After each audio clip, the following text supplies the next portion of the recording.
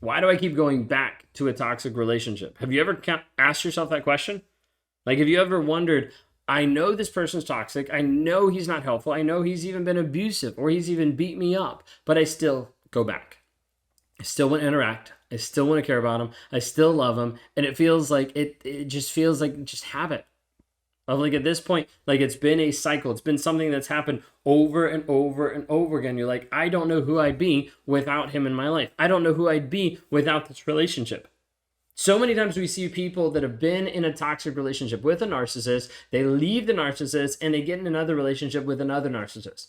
Whether that's they're with an overt narcissist, then they go to a covert narcissist, then they go to a malignant narcissist, then they go to a psychopath. Like a lot of times we see the cycle happen where you'll be with a toxic person, then you go to another toxic person, and you start to notice this is just a repeated thing that happens. Many of the clients that I've had before, like go into this being like, yeah, I was with a narcissist, and before I was with a narcissist, and before that I dated a narcissist, and then there was another narcissist that came into picture earlier. And all of a sudden we see this habit and this pattern and this cycle that ensues of going from toxic person to toxic person.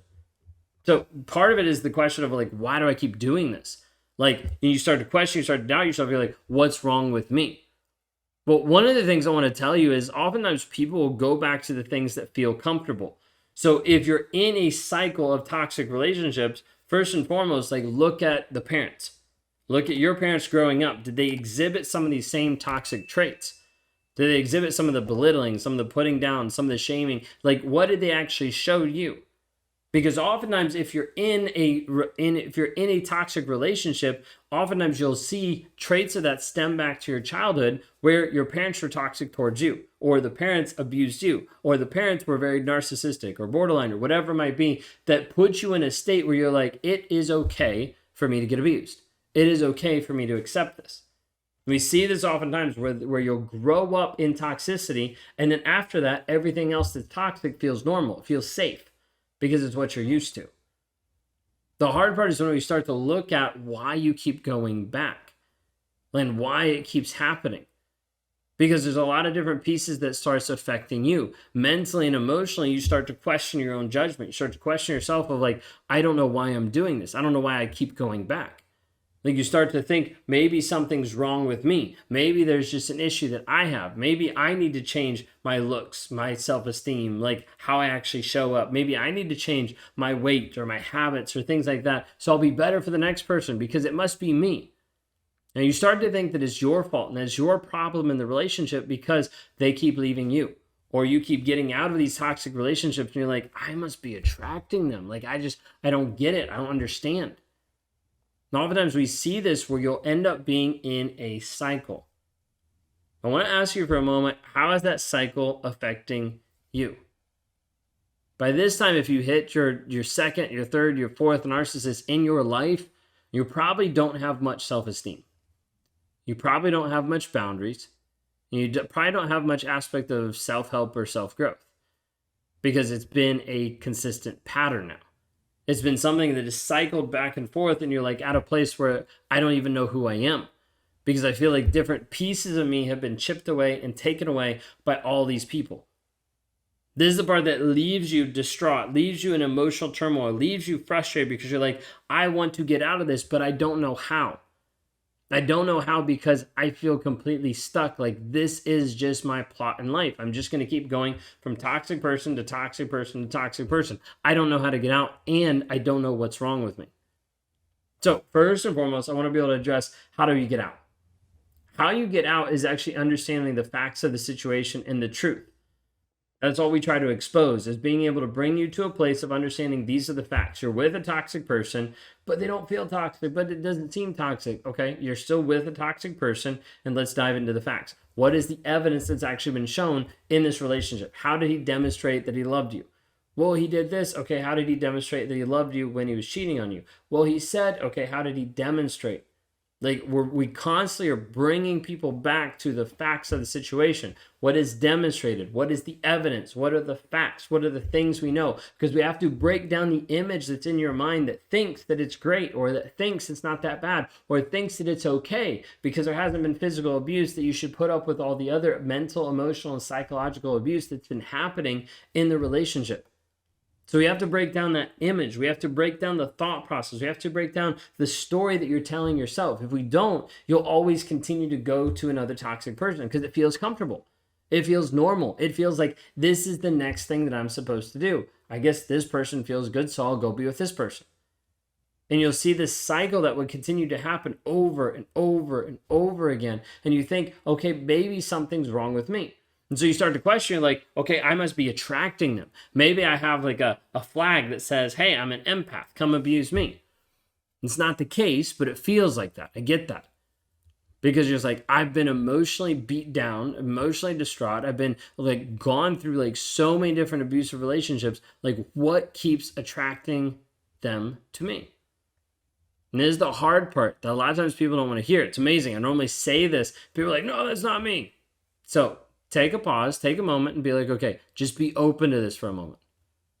Part of the reason why a toxic person is attracted to you is because of two things.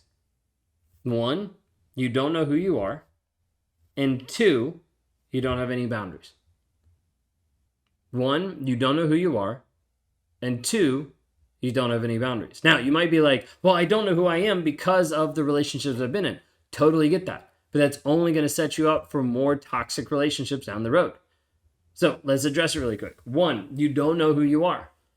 Now imagine the possibility of you actually know who you are, you know the direction you're actually going, you know what actually is who you want of who you want to be, having vision and values and understanding, hey, this is what I accept in my life and not accept in my life.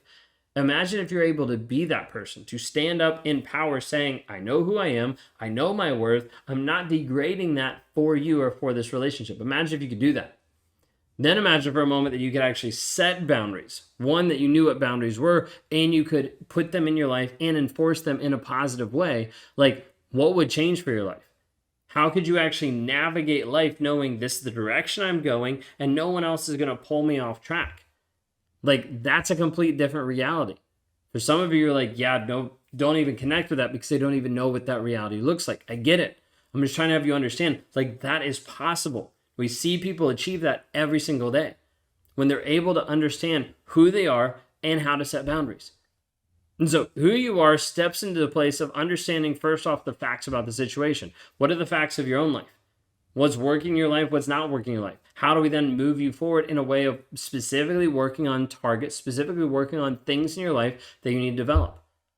Part of breaking you down, the narcissist tries to destroy your sense of self-image. Because if he can destroy the sense of self-image, you will be attached to his image. You'll be attached to what he says. You'll be attached to how he validates.